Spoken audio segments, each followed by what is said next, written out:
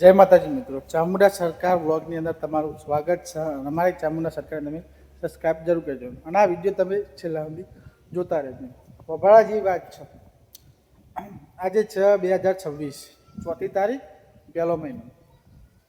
દર ઉત્તરાયણનો સમય છે. ઉત્તરાયણ એટલે પહેલાં બધા દિવાળી જાય ને, દિવાળી એટલે લોકો વિચાર કરે કે ઉત્તરાયણ ક્યારે આવે.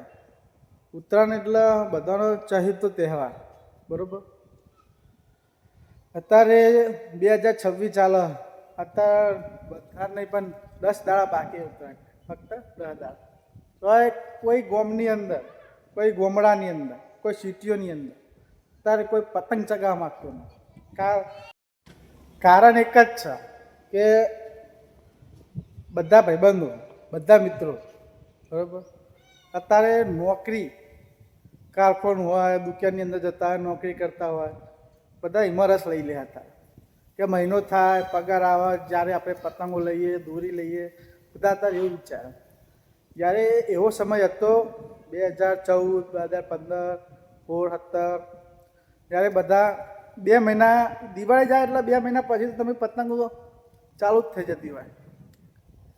અત્યારે કોઈ 2026ની અંદર કોઈ પતંગ ચગાવતું નહીં, ફાડતું કોઈ જ નહીં. તમે ગમે તો જો ગામડામાં જો, સિટીમાં કોઈ પતંગ આખી ચગાવતી નહીં. હું તમને બતાવું કે વિરજપુરની અંદર, પરાની અંદર જેટલી પતંગો ચગાવે. આજે રવિવાર તોય પણ લોકો પતંગ ચગાવવા માગતા નહીં. મિત્રો, હું ધાબા પર આવી ગયો, બરાબર. કોઈ અત્યારે કોઈ પતંગ ચગાવવા માગતું નહીં, કારણ કે બધા નોકરીયાત છે, બરાબર. જો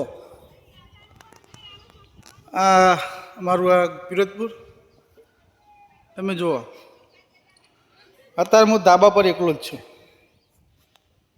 ખાલી એક પતંગ ચગાય, એક પતંગ ચગાવું, પણ એ ભાવને એનો છોકરો ચગાવો, બરાબર.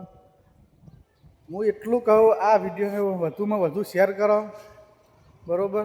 અને જીમ બને આ ભાઈબંધ જોડે પકડો, મિત્રો જોડે પકડો કે ઉત્તરાયણ આવે એટલે પતંગો ફૂલ ચગાવજો, બરાબર. અને વિડીયો ગમે વિડીયોને લાઈક, શેર ને સબસ્ક્રાઈબ કરી લેજો.